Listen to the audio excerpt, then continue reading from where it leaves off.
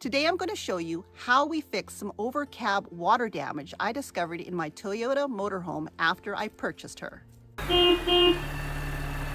Welcome to Honey and Me. I'm Susan and this is my Toyota motorhome named Honey. We'd like to invite you to subscribe to our channel where we share RV tips and tricks, DIY projects, and travel. Back in 2017 when I purchased Honey, I thought I had found an excellent little RV. And for the most part, she is. It wasn't until I started doing the painting when I was beginning the makeover inside that I discovered some water damage underneath the mattress in the overcab bed. It only showed up as being some ripples in the paper that covers the inside of these RVs, but it was enough to make me go, oh dear, there's something wrong here. Upon further investigation, realized there was some rotting wood. I'm going to show you some video that I took back when I found it. I wasn't doing this YouTube thing at that time, so the video that I took is not something I was planning to put on YouTube. The rest of it is all just photographed. You'll have to put up with my vertical shots, but at least you can see how we went about fixing the overcab bed platform and how it turned out. The seal outside has gone and it wasn't seen to. And so this part here is very much like you can hear it's thuds instead of like this is still good over here.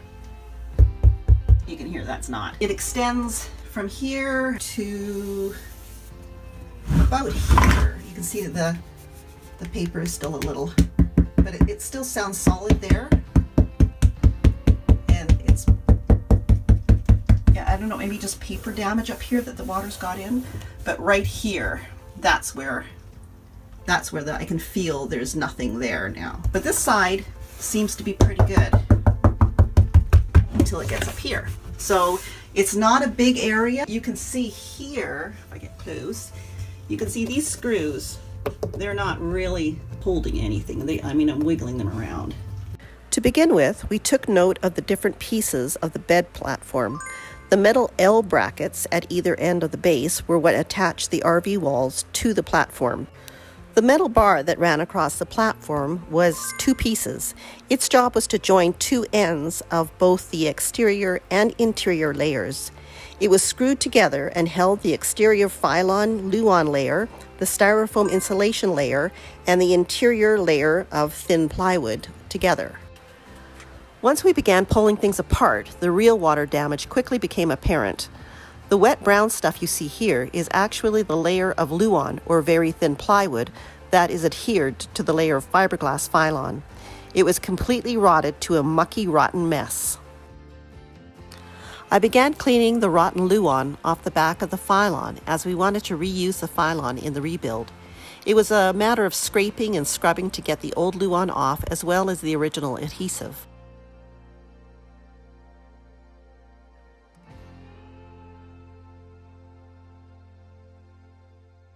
We found metal corner pieces on either side of the bed hatch opening that added more strength to that area, but we wouldn't be needing them, so they were removed. We cut and pried the bed base layer plus the blue styrofoam insulation off, cleaning as much of the rotten Luan off as we could until we had just the Phylon left. Our goal was to free and remove the Phylon that surrounded the bed hatch. Once the Phylon layer was cleaned off, we were able to carefully remove it from around the cab of the truck. The part of the Phylon left at the front curve of the overcab was also removed by carefully cutting off the part that would be extending under the bed area. The Phylon was then given a thorough scrub to remove all of the Luan and glue. We chose a 3/4 inch marine grade plywood to rebuild the bed base with. The plywood was coated with 2 coats of a penetrating marine epoxy sealant. When the plywood was ready, the cleaned Phylon was glued to the plywood, masking the areas that were not to be glued. The cut-off strip was then placed in the same way. Some of the bottom of the side walls needed to be trimmed in order for the plywood to fit underneath the wall. This is looking up into the wall from underneath, and you can see the aluminum frame there. Next, the top of the truck cab was cleaned off of old sealant.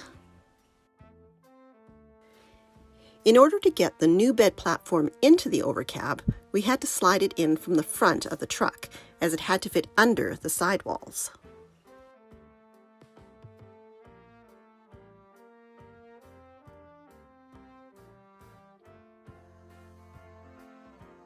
Once we had it in place, it was lifted slightly so the new sealant could be applied between the top of the truck and the underside of the bed platform.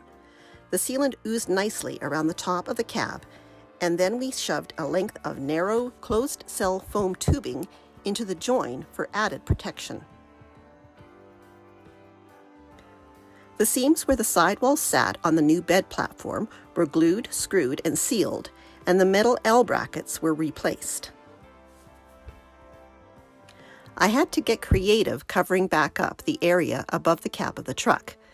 I stapled the vinyl back up and added some trim to cover up the raw edges. On the underside, on the outside, where we had to cut the phylon and where there was the original divide in the phylon itself, we had to screw the phylon into place and then covered the join with Eternabond to make sure it was sealed nice and tight. Finally, we added a 2x8 cross piece at the front of the overcab bed base to give it more structure and strength. You can check out the video where I turn this into a secret storage place, and I'll leave the link below in the description for that video.